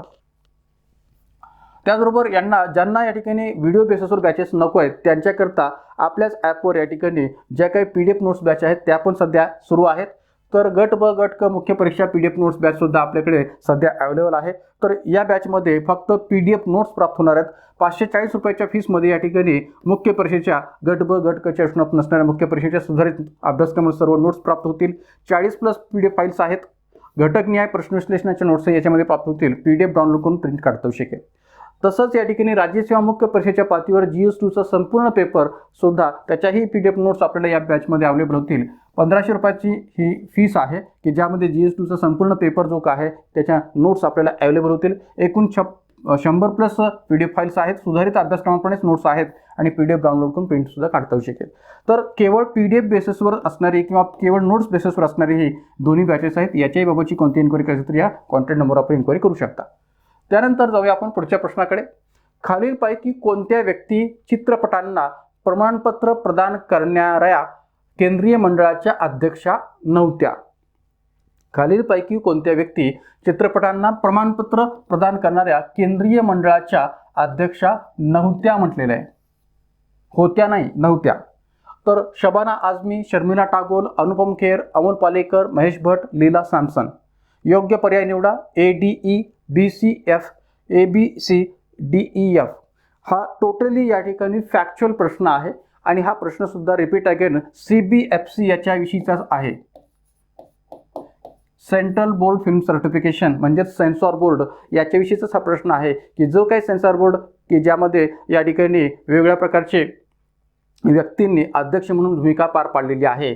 तर त्या वेगळ्या अध्यक्षांची नावं इथे दिलेली आहेत आणि त्यापैकी कोण अध्यक्ष या संस्थेचे नव्हते त्या व्यक्तींची नावं शोधा असं इथं म्हटलेलं आहे की CBFCच्या अध्यक्षपदी कोण व्यक्ती नव्हत्या या व्यक्तींची नावे शोधा. आता आपण सध्या जर पाहिलं तर या ठिकाणी प्रसून जोशी नावाची व्यक्ती जी आहे की जी या ठिकाणी CBFCचे अध्यक्ष आहेत 2020 पासून.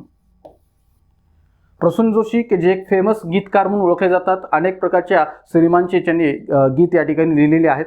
तर अशा या प्रसून जोशींना सध्या CBFCचं अध्यक्षपद बहाल केलं गेलेलं आहे. पण या ठिकाणी विचारले काय तर कोणत्या व्यक्ती की ज्या या CBFCच्या अध्यक्षा नव्हत्या. तर या ठिकाणी जी काही नावं दिली आहेत त्यामध्ये कोणत्या व्यक्ती होत्या हे जर आपल्याला माहीत झालं तर आपल्याला कोणत्या व्यक्ती नव्हत्या हे शोधता येऊ शकेल. तर एक लक्षात घ्या की या ठिकाणी अनुपम खेर हे CBFCचे अध्यक्ष होते. त्यानंतर शर्मिला टागोर ह्या CBFCच्या अध्यक्ष होत्या. लीला सॅमसन या देखील या ठिकाणी CBFCच्या अध्यक्ष होत्या. तर मग आता राहिलं कोण तर शबाना आझमी, अमोल पालेकर आणि महेश भट्ट. तर या व्यक्ती मात्र CBFCच्या अध्यक्ष नव्हत्या. म्हणून ADE पहिल्या पर्यायामध्ये पाहायला मिळतं. तर पर्याय क्रमांक A हे एक उत्तर आपल्याला स्पष्ट करता येईल. ADE शबाना आझमी, अमोल पालेकर आणि महेश भट्ट या व्यक्ती ज्या आहेत त्या CBFCच्या अध्यक्षा नव्हत्या. त्यामुळे या ठिकाणी उत्तर आपल्याला सांगता येईल पर्याय क्रमांक 1 ADE. माधपा पुन्हा एकदा central board film certification CBFC की जी एक चलचित्र प्रमाणन नियंत्रण म्हणून काम करते, सेन्सॉर बोर्ड असंही तिला म्हटलं जातं. माहिती व प्रसारण मंत्रालय भारत सरकारच्या नियंत्रणाखाली ही संस्था काम करते. चलचित्र प्रमाणपत्र अधिनियम 1952 अंतर्गत ही संस्था काम करते, जसं मी याच्या आधीच्याही प्रश्न स्पष्ट केलेला आहे. जलचित्र प्रमाणन अधिनियम 1952 आणि चलचित्र प्रमाणन अधिनियम 1983 नुसार केंद्र सरकारच्या मार्गदर्शनाखाली ही संस्था अनेक चलचित्रपटांना प्रमाणन म्हणजेच प्रमाणपत्र देण्याचे काम करते. म्हणजे चलचित्र प्रमाणन अधिनियम 1952 तर आहेच आहे, पण त्याचबरोबर चलचित्र प्रमाणन अधिनियम 1983 नुसार सुद्धा या संस्थेला या ठिकाणी आज कार्य करावं लागत आहे आणि अनेक प्रकारच्या चित्रपटांना प्रमाणपत्र देण्याचं कार्य केंद्र सरकारच्या मार्गदर्शनाखाली ही संस्था करते. CBFC या बोर्डाचे अध्यक्ष आणि सदस्य हे गैर सरकारी क्षेत्रातून नियुक्त केले जातात. या CBFCच्या अध्यक्ष आणि सदस्यांच्या पदी या ठिकाणी येणाऱ्या व्यक्ती या गैर सरकारी क्षेत्रातून नियुक्त केलेल्या असतात. CBFCचे मुख्य कार्यालय मुंबई येथे असून 9 क्षेत्रीय कार्यालय पूर्ण भारतामध्ये आहेत. 9 क्षेत्रीय कार्यालय ही पूर्ण भारतामध्ये आहेत. CBFCची 9 क्षेत्रीय कार्यालय कुठं आहेत तर मुंबई, कोलकाता, चेन्नई, बंगळूर, तिरुवनंतपुरम, हैदराबाद, नवी दिल्ली, कटक आणि गुवाहाटी अशी ही 9 क्षेत्रीय कार्यालय CBFCची पाहायला मिळतात. मुख्य कार्यालय जे आहे ते मुंबईत आहे. ऑब्व्हियसली मुंबईत का तर या ठिकाणी आपली जी काही पूर्ण चित्रपटसृष्टी आहे, हिंदी चित्रपटसृष्टी हे मुंबईला या ठिकाणी वसलेली आहे, म्हणून या ठिकाणी मुंबईत या एक प्रकारे CBFCचं मुख्य कार्यालय आहे. CBFCची संघटन किंवा रचना, अध्यक्ष, CBFCचे एक अध्यक्ष असतात, एकूण 15 सदस्य असतात CBFCमध्ये. CEO हे एक प्रशासकीय पद असतं CBFCचं. 9 क्षेत्रीय कार्यालयांचे प्रादेशिक अधिकारी सुद्धा याच्यामध्ये असतात. मुंबई स्थित कार्यालयाचे 3 सहाय्यक प्रादेशिक अधिकारी असतात. चेन्नई स्थित कार्यालय सहाय्यक प्रादेशिक अधिकारी सुद्धा तिथं असतात. आणि प्रशासकीय पदाचा विचार केला तर वरिष्ठ प्रशासकीय अधिकारी आणि अध्यक्षांचा सचिव या अर्थाने प्रशासकीय पदे सांगता येतात. तर असं हे संघटन CBFCचं आपल्याला स्पष्ट करता येईल, रचना आपल्याला स्पष्ट करता येईल. त्यानंतर या ठिकाणी जी काही वेगवेगळ्या प्रकारचे अध्यक्षपदी आलेले व्यक्ती आहेत पहिल्यापासून आज पावितो, त्या कोणकोणत्या होत्या त्याची यादी आपण लक्षात घेऊया. आज पावितो 28 अध्यक्ष या CBFCची झालेले आहेत. 28वे अध्यक्ष जसं मी मागाशी म्हटल्याप्रमाणे प्रसून जोशी 2020 पासून या ठिकाणी कार्यरत आहेत. पहिले अध्यक्ष होते CS अग्रवाल 1951 ला. BD मिरचंदानी हे दुसरे, MD भट हे तिसरे, DL कोठारी चौथे, BD मिरचंदानी पुन्हा एकदा 5व्या स्थानी सांगता येतील, DL कोठारी पुन्हा एकदा 6व्या वेळा झालेले होते. त्यानंतर BP भट, RP Naik, MV Desai, R Srinivasan, Virendra व्यास, KL खानपूर, ऋषिकेश मुखर्जी जे या ठिकाणी वेगवेगळ्या या ठिकाणी जुन्या चित्रपटांचे फेमस दिग्दर्शक म्हणून ओळखले जातात. तर ऋषिकेश मुखर्जी, अपर्णा मोहिले, शरद उपासनी, सुरेश माथुर, विक्रम सिंह, मोरेश्वर वनमाळी, BP सिंघल, शक्ती सामंत हे पण या ठिकाणी फेमस प्रोड्युसर म्हणून फिल्म इंडस्ट्रीमध्ये ओळखले जातात. आशा पारेख, विजय आनंद, देवानंद यांचे या ठिकाणी बंधू म्हणून विजय आनंद यांचा उल्लेख करतील. आशा पारेख हे सुद्धा एक जुनी अभिनेत्री आहेत. त्यानंतर अरविंद त्रिवेदी, अनुपम खेर, शर्मिला टागोर, लेला सॅमसन, पहलाज नीलानी हे पण एक फेमस दिग्दर्शक म्हणून ओळखले जातात आणि सध्या आहेत प्रसून जोशी. तर अशा पद्धतीने या ठिकाणी हे संबंध व्यक्ती की ज्या CBFCच्या अध्यक्षपदी होऊन गेलेल्या आहेत. तर या अर्थाने या ठिकाणी या प्रश्नाचं उत्तर आपल्याला सांगता येईल ते मागाशी सांगितल्याप्रमाणे पर्याय क्रमांक 1. त्यानंतर पुढचा प्रश्न, खालीलपैकी कोणते किंवा कोणती विधाने बरोबर आहे किंवा आहेत. बरोबर विधाने आपल्याला शोधायचे. पेड न्यूज म्हणजे स्वयंसेवी संस्थांनी बातमी छापून येण्याकरता दिलेले पैसे. पेड न्यूज म्हणजे सरकारने स्वतःच्या धोरणांना प्रसिद्धी मिळावी म्हणून दिलेले पैसे. पर्याय उत्तरे फक्त A, फक्त B, A आणि B दोन्हीही, वरीलपैकी एकही नाही. तर आता एक लक्षात घ्या की पेड न्यूज म्हणजे एखादी बातमी किंवा एखादे परीक्षण हे पैसे देऊन छापलं जाणं याला आपण पेड न्यूज असं म्हणू शकतो.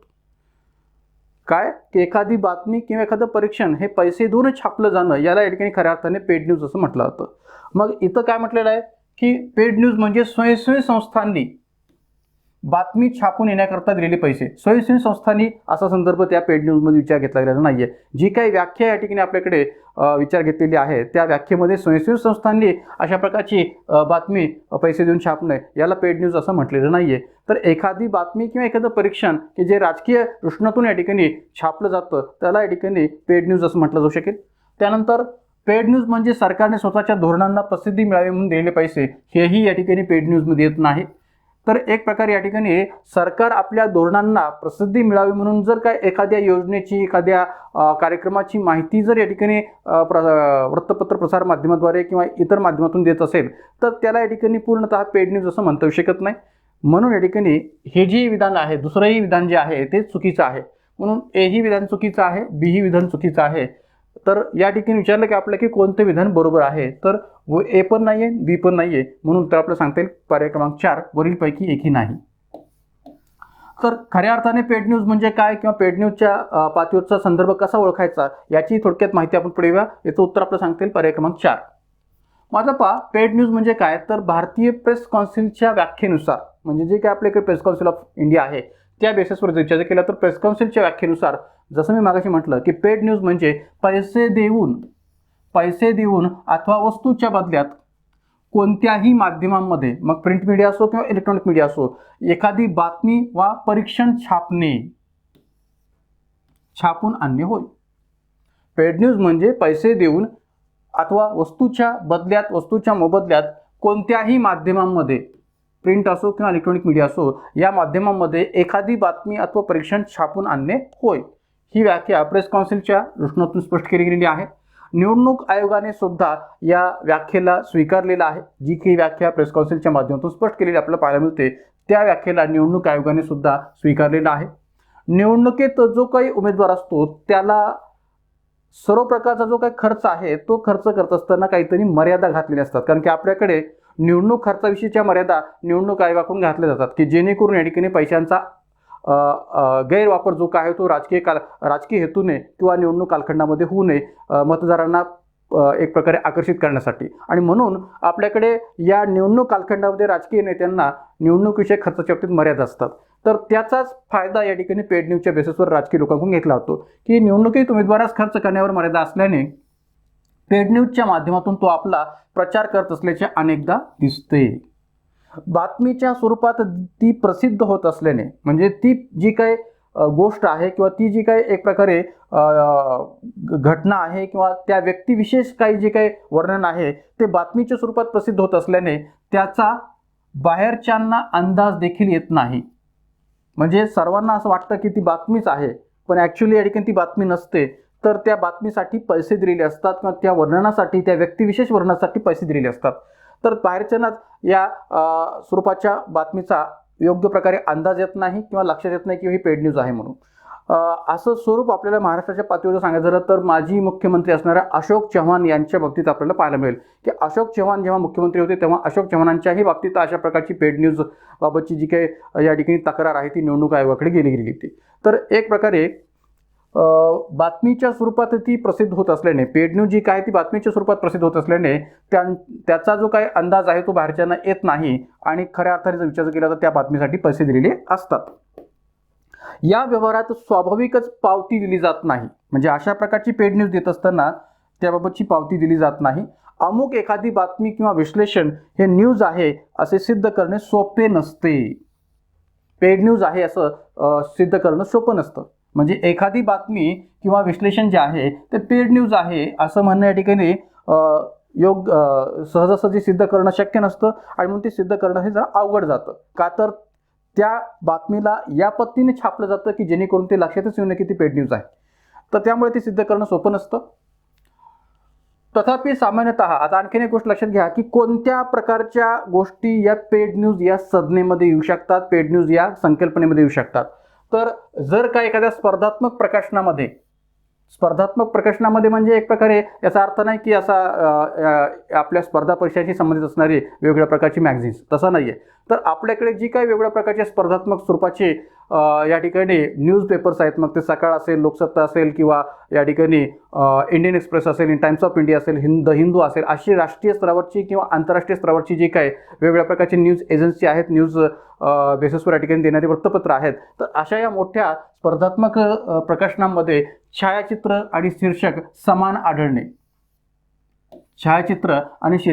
आढळणे म्हणजे एखाद्या राजकीय व्यक्तीकडून तशा प्रकारचे छायाचित्र विचार घेतले तर तसा इतरही दुसराही व्यक्ती तसा प्रकारे त्याचा विचार करतो. तर शीर्षकामध्ये किंवा छायाचित्रामध्ये म्हणजे बऱ्याच वेळा आपलं चित्र दिसून येतं की अनेक राजकीय व्यक्ती एखाद्या गोष्टीचं श्रेय क्रेडिट आपल्याकडे घेण्यासाठी अशी स्पर्धा करत असतात आणि मग अशा प्रकारे लोकांना दाखवून देणं किंवा या ठिकाणी या गोष्टीबाबतचं या कामाबाबतचं क्रेडिट आम्हीच घेऊ शकतो या व्यक्तीकडेच या ठिकाणी क्रेडिट जाऊ शकतं. तर या बाबतीत या ठिकाणी जी काही स्पर्धा होते तर त्या स्पर्धेतून सुद्धा या ठिकाणी पेड न्यूजचा प्रकार पाहायला मिळतो. म्हणून छायाचित्र आणि शीर्षक समान आढळणे, विशिष्ट वृत्तपत्रांच्या पानावर उमेदवारांची प्रशंसा करणारे आणि त्यांची निवडणूक जिंकण्याची शक्यता वर्तवणारे पुन्हा पुन्हा येणारे लेख. मग आता पहा की जर का निवडणूक जिंकण्याच्या आधीच निवडणूक जिंकण्याची शक्यता आहे अशी वर्तवणारे पुन्हा पुन्हा येणारे लेख जर त्या वृत्तपत्राच्या माध्यमातून प्रकाशित होत असतील तर निश्चितपणे त्याही बाबतीत पेड न्यूज हा संदर्भ जो काय तो स्वीकार घेता येऊ शकतो. एखाद्या उमेदवाराला आणि याच्यामुळे घडतं काय की जर का एखादा व्यक्ती जिंकणार आहे असं वर्तवलं जात असेल निवडणूक जिंकण्याच्या आधीच तर त्यामुळे मतदाराच्या वर्तनावर परिणाम होऊ शकतो, मतदाराच्या वागणुकीवर परिणाम होऊ शकतो आणि मतदाराला या ठिकाणी वेगळ्या दिशेने डायव्हर्ट केलं जाऊ शकतं आणि म्हणून अशा प्रकारची पेड न्यूज सुद्धा असू शकते.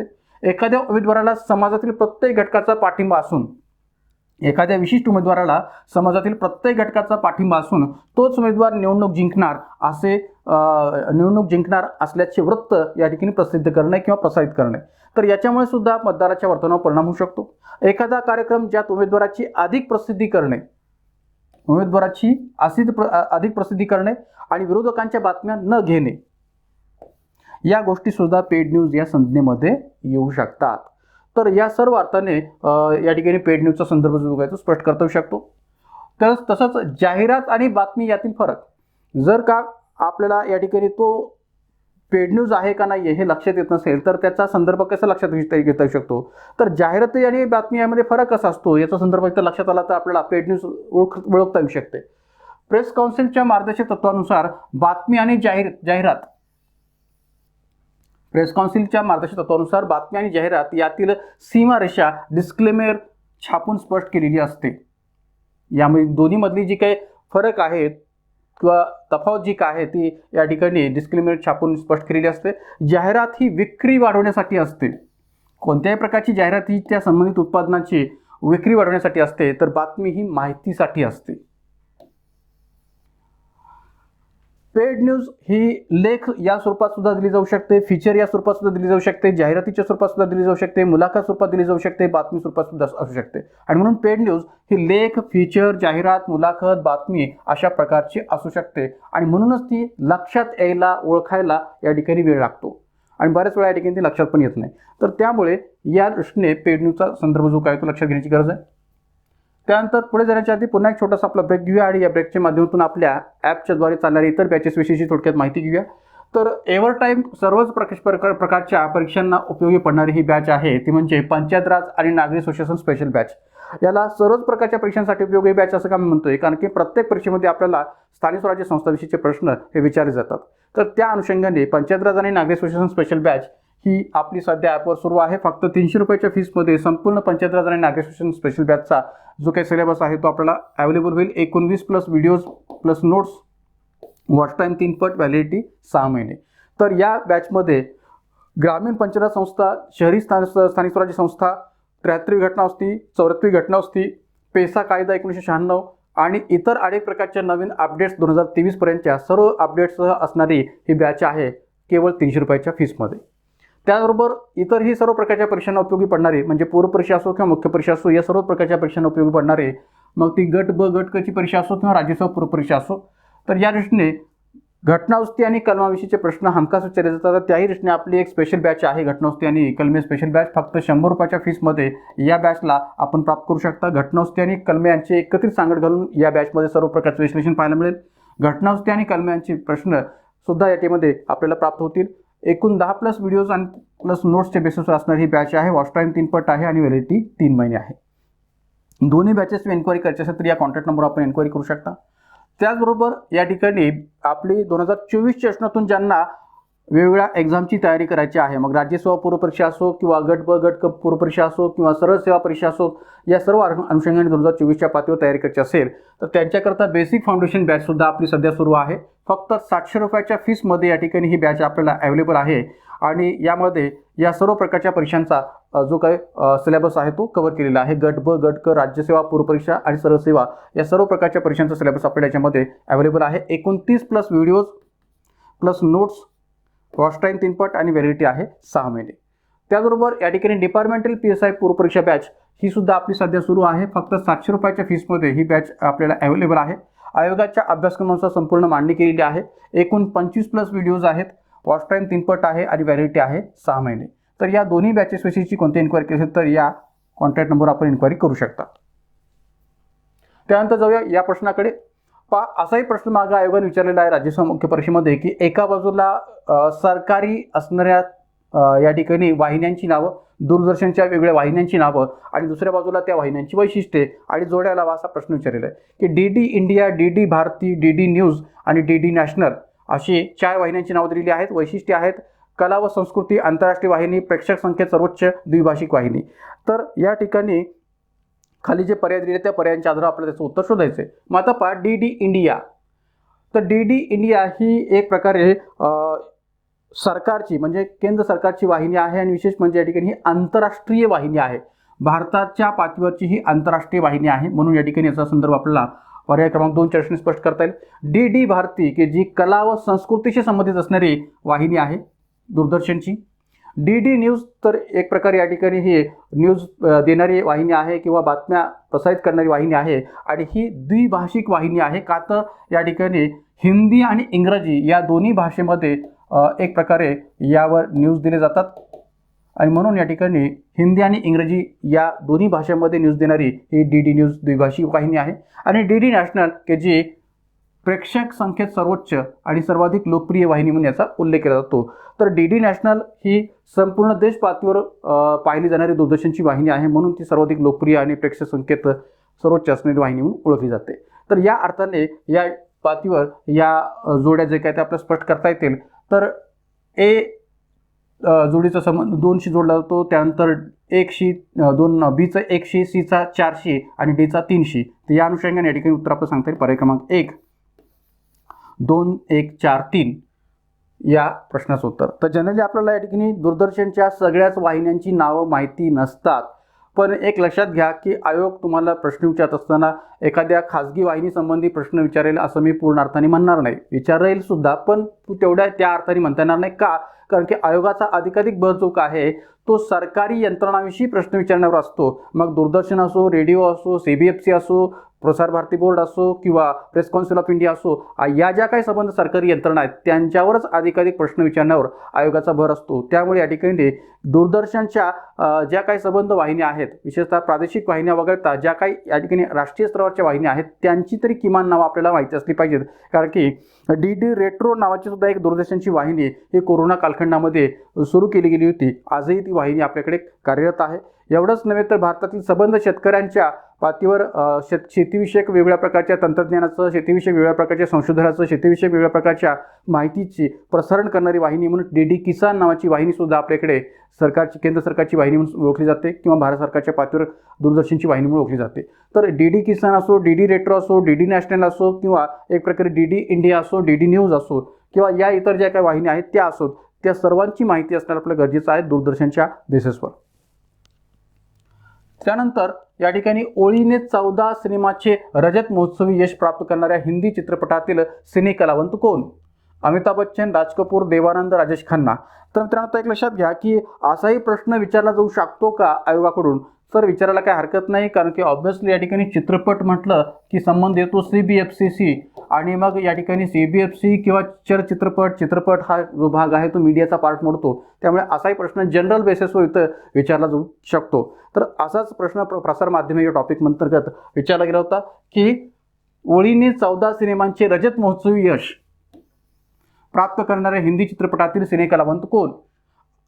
आणि which of the following Hindi movies actors has 14th silver jubilee movies in succession to his credit. तर एक लक्षात घ्या की आज घडीला जे नवीन विद्यार्थी आहेत किंवा नव्याने तयारी करणारे या ठिकाणी MPSCची तयारी करणारे विद्यार्थी आहेत, त्यांना कदाचित माहिती नसावं की ज्या कालखंडामध्ये आपल्याकडे राजेश खन्ना, अमिताभ बच्चन, राज कपूर किंवा असे वेगवेगळ्या प्रकारचे जुने अभिनेते होते की ज्या कालखंडामध्ये या ठिकाणी सिल्वर ज्युबली किंवा एक प्रकारे प्लॅटिनम ज्युबली, गोल्डन ज्युबली अशा प्रकारच्या शब्दांचा वापर फिल्म इंडस्ट्रीमध्ये होत होता की एखाद्या चित्रपटाला प्रदर्शित झाल्यानंतर 25 आठवडे पूर्ण झालेले असतील तर मग सिल्वर ज्युबली, 75 आठवडे पूर्ण झाले असतील तर प्लॅटिनम ज्युबली आणि 100 आठवडे पूर्ण झाले असतील तर या ठिकाणी गोल्डन ज्युबली असं या ठिकाणी म्हटलं जायचं. तर त्या बेसिसवर या ठिकाणी शब्द वापरलेला आहे एक प्रकारे सिल्वर ज्युबली. तर आज या ठिकाणी अशा प्रकारच्या शब्दांचा वापर होत नाही, कारण की आज या ठिकाणी एकच शब्द वापरला जातो की 100 कोटींचा गल्ला पूर्ण करणारा चित्रपट. तर 100 कोटी, 200 कोटी अशा प्रकारची भाषा आपल्याकडे आता सध्याच्या पातळीवर होते. त्यामुळे ज्युबली किंवा silver jubilee, platinum jubilee, golden jubilee असे शब्द आजच्या चित्रपटसृष्टीमध्ये आपल्याला पाहायला मिळत नाहीत. पण असा प्रश्न आयोगाने मागे विचारलेला आहे. तर इथं आपल्याला उत्तर देता येईल या 4 अभिनेत्यांपैकी कोणत्या अभिनेत्याचे सलग असे 14 चित्रपट होते की जे या ठिकाणी ओळीने सिल्वर ज्युबली साजरी केलेले होते. तर त्यामध्ये राजेश खन्ना यांचा उल्लेख करता येईल. प्रसिद्ध अभिनेता राहिलेले राजेश खन्ना हिंदी चित्रपटसृष्टीतले की ज्यांचे अनेक चित्रपट हे या ठिकाणी सिल्वर ज्युबली झालेले होते. सलग 14 या दृष्टीने जर विचार केला तर केवळ 14च नव्हे तर 14पेक्षा अधिक चित्रपट त्यांची सिल्वर ज्युबली, प्लॅटिनम ज्युबली किंवा गोल्डन ज्युबली बेसिसवर त्यांच्या कालखंडामध्ये या ठिकाणी एक प्रकारे फेमस झालेले होते. कशा प्रकारे थोडक्यात माहिती घेऊया. तर आता पहा, या ठिकाणी जी काही यादी मी दिलेली आहे ती या ठिकाणी थोडक्यात यासाठी सांगतोय कालखंडावर आधारित आहे. 1966ला आखरी खत नावाचा त्यांचा चित्रपट की जो सिल्वर ज्युबली झालेला होता. त्यानंतर राज 1967 की जो ही सिल्वर ज्युबली झालेला होता. 1967लाच पुन्हा या ठिकाणी औरत नावाचा चित्रपट हा गोल्डन ज्युबली झालेला होता. त्यानंतर खामोशी 1970, डोली 1969, बंधन 1969, आराधना की जो सर्वाधिक फेमस म्हणून त्यांचा चित्रपट ओळखला जातो तोही 1969चा आहे. इत्तेफाक 1969, दो रास्ते 1969 आणि त्याचबरोबर इतरही काही चित्रपटांची यादी मी इथं स्पष्ट केलेली आहे की जी सुद्धा या ठिकाणी गोल्डन ज्युबली, प्लॅटिनम ज्युबलीमध्ये येतात. मग या ठिकाणी कटी पतंग असो, सफर असो किंवा द ट्रेन असो किंवा अनमोल आन मेरो सजना असो किंवा महबूब की मेहंदी असो किंवा सच्चा झुटा किंवा एक प्रकारे मर्यादा, दुश्मन आणि अंदाज. तर हे सगळे चित्रपट यांचा कालखंड जर आपण पाहिला तर 1970, 1970, त्यानंतर 1970, 1971, त्यानंतर 1971च्याच कालखंडातले हे सगळे चित्रपट आहेत. आणि 1972मध्ये पण त्यांचे असे अनेक चित्रपट येऊन गेले होते की जे गोल्डन ज्युबली, प्लॅटिनम ज्युबली किंवा सिल्वर ज्युबली झालेले होते. तब्बल 28 चित्रपटांची यादी जर तुम्ही या ठिकाणी पाहिली नेटवर तर हे सगळे या कालखंडातले 1966 पासून ते 1971-72 पर्यंतचे. तर त्यामुळे या ठिकाणी एक प्रकारे असा जो उल्लेख इथं केलेला आहे की रजत महोत्सवी यश प्राप्त करणारे हे चित्रपट होते ते राजेश खन्ना या अभिनेत्याचे स्पष्ट करता येतील. पुढे जाण्याच्या आधी पुन्हा एक छोटंसं ब्रेक घेऊया. तर आपल्या राज्यव्यवस्थेच्या ऑनलाईन बॅचेसच्या बाबतीत विचार केला तर इतरही काही ऑनलाईन बॅचेस आपल्या सध्या सुरू आहेत की ज्यामध्ये राज्यसेवा पूर्वपरीक्षा, संयुक्त गट ब, गट क पूर्वपरीक्षा, वनसेवा कृषी सेवा पूर्वपरीक्षा, तांत्रिक सेवा परीक्षा आणि वन डे रिव्हिजन बॅचेस सुद्धा आपल्या सध्या आपल्या ॲपवर सुरू आहेत. राज्यसेवा पूर्वपरीक्षा आणि एक प्रकारे गट ब, गट क च्या रचनातून असणाऱ्या ज्या काही पूर्वपरीक्षाच्या या ठिकाणी वन डे रिव्हिजन बॅचेस आहेत त्याही आपल्या सध्या ॲपवर सुरू आहेत. तर याबाबतची कोणतीही इन्क्वायरी करायची असेल तर या कॉन्टॅक्ट नंबरवर आपण इन्क्वायरी करू शकता. गुगल प्लेवर स्टोअरवर जाऊन या ठिकाणी हे जे काही ॲप आहे आपलं Indian polity bye Vicky Shinde हे डाउनलोड करा आणि या सर्व प्रकारच्या बॅचेसला प्राप्त करा. त्यानंतर पुढचा प्रश्न आहे, पुढील 2 विधानांचा विचार करा. प्रथमतः क्रिकेट बॅट त्याच आकाराची होती की जशी काही हॉकी स्टिक तळाशी बाहेरच्या बाजूने वाढलेली. असा आकार अशा करता होता की चेंडू खांद्याखालून फेकला जायचा व असा आकार बल्लेबाजाला चेंडू टोलवायला योग्य व्हायचा. आता सांगा की बरोबर परंतु ए बरोबर परंतु बी नाही, बी बरोबर परंतु ए नाही, कोणताही पर्याय बरोबर नाही, दोन्ही पर्याय बरोबर. मग आता पहा, या ठिकाणी जो काही प्रश्न विचारला गेलेला आहे तोही थोडासा वेगळा आहे. प्रसार माध्यमाच्या टॉपिकवरच विचारलेला हा प्रश्न आहे आयोगाच्या माध्यमातून, पण या ठिकाणी क्रिकेटचा उल्लेख केलेला आहे. आता क्रिकेट हे भारतामध्ये सर्वाधिक लोकप्रिय खेळ म्हणून ओळखला जातो आणि प्रसार माध्यमाच्या पातळीवर सुद्धा क्रिकेटचं असणारं महत्त्व हे निश्चितच नाकारता येऊ शकत नाही. तर त्याच अनुषंगाने हा क्रिकेट खेळाविषयीचा प्रसार माध्यमांच्या अँगलने विचारलेला हा प्रश्न आपला विचार घेता येऊ शकतो. तर आता एक लक्षात घ्या की यामध्ये काय म्हटलेलं आहे की प्रथमतः क्रिकेट बॅट त्याच आकाराची होती की जशी काही हॉकी स्टिक तळाशी बाहेरच्या बाजूने वाढलेली. तर हे विधान बरोबर आहे. कारण की मी पुढे या ठिकाणी जो काही संदर्भ देतोय तर त्या संदर्भाच्या आधारावर हे जे विधान आहे ते कसं बरोबर आहे हे आपल्याला लक्षात येईलच. त्याचबरोबर असा आकार म्हणजे हॉकी स्टिक सारखा असणारा आकार का होता, तर एक प्रकारे चेंडू खांद्याखालून फेकला जायचा, असा आकार बल्लेबाजाला चेंडू टोलाला योग्य व्हायचा. तर हेही विधान या ठिकाणी बी विधान बरोबर आहे. तर या ठिकाणी एक लक्षात घ्या की आज घडीला आपण पाहतो की क्रिकेट या खेळामध्ये बाउन्सर या प्रकाराला मान्यता मिळालेली आहे. किंबहुना बाउन्सर प्रकारचा जो बॉल आहे तो आपल्याकडे आज टाकला जातो की जो कधी कधी खांद्यावरून पण असतो किंवा कधी कधी या ठिकाणी खांद्याच्या बरोबरीने जातो. तर यामुळे या ठिकाणी आजच्या बॅटचं स्वरूप जे काय आहे ते वेगळ्या पद्धतीने आपल्याला पाहायला मिळतं. पण ज्या वेळेस या ठिकाणी या हॉकी स्टिकसारखं बॅटचं स्वरूप होतं त्यावेळेस मात्र या ठिकाणी जे काही बॉल जो आहे किंवा चेंडू जो आहे तो खांद्याखालून फेकला जायचा आणि एक प्रकारे बल्लेबाजाला तो चेंडू टोलाला योग्य व्हायचा. या अर्थाने या ठिकाणी त्या बॅटचं स्वरूप तसं होतं. तर या ठिकाणी दोन्ही विधाने बरोबर आहेत, म्हणून उत्तर आपलं सांगता येईल पर्याय क्रमांक 4 दोन्ही पर्याय बरोबर. तर कशा पद्धतीने पहा, the evolution of cricket bats. तर 1720 साली ज्याचा उल्लेख आपल्या पहिल्या विधानामध्ये केलेला आहे की हॉकी स्टिक सारखी तळाशी बाहेरच्या बाजूने वाढलेली, तर एक प्रकारे ती या प्रकारे होती 1720च्या कालखंडामध्ये. 1750 बॅटचं स्वरूप जे काय आहे ते या पद्धतीने झालं. 1774 ते या पद्धतीने झालं. 1790 साली ते या पद्धतीने पाहायला मिळेल. 1800 पुन्हा आणखीन या पद्धतीने ते झालं. 1840 आणि 1900 ते याच पद्धतीने राहिलं. आणि आज घडीला जर आपण विचार केला तर क्रिकेट बॅटचं स्वरूप जे काय आहे ते आज असं पाहायला मिळतं. तर नेटवर जर गेलं तर या क्रिकेट बॅट हिस्ट्रीविषयीची संबंध माहिती जी काय आहे ती या पद्धतीने आपल्याला पाहायला मिळेल. तर कशा पद्धतीने हे बॅटचं स्वरूप बदलत गेलं आणि ते का बदललं गेलं होतं हेही या ठिकाणी पाहायचं असेल तर विस्तार नेटवर त्याची माहिती आपल्याला अवेलेबल होईल. तर मित्रांनो, या प्रसार माध्यमे किंवा मीडियाच्या टॉपिकच्या अनुषंगाने जे काही प्रश्न आयोगाकडून वेगवेगळ्या पद्धतीने विचारले गेलेले आहेत त्याचा थोडक्यात आढावा आपण आजच्या या 10व्या भागामध्ये घेतलेला आहे. तर अशाच प्रकारच्या अनेक प्रश्नांची जी काही चर्चा आहे ते आपण इथून पुढे असणाऱ्या संबंध सिरीजमध्ये करणार आहोत, वेगवेगळ्या राज्यसेवा मुख्य परीक्षा आणि गट ब गट क मुख्य परीक्षेच्या अनुषंगाने असणाऱ्या घटकांच्या आधारावर. तर पुन्हा जाताना सर्वांना विनंती आहे की आपल्या यूट्यूब चॅनलला अधिकाधिक संख्येने सबस्क्राईब करा, लाईक करा, शेअर करा. आणि त्याचबरोबर अशा प्रकारची सर्व माहिती PDF स्वरूपात हवी असेल तर आपल्या टेलिग्राम चॅनलला जॉईन व्हा. धन्यवाद.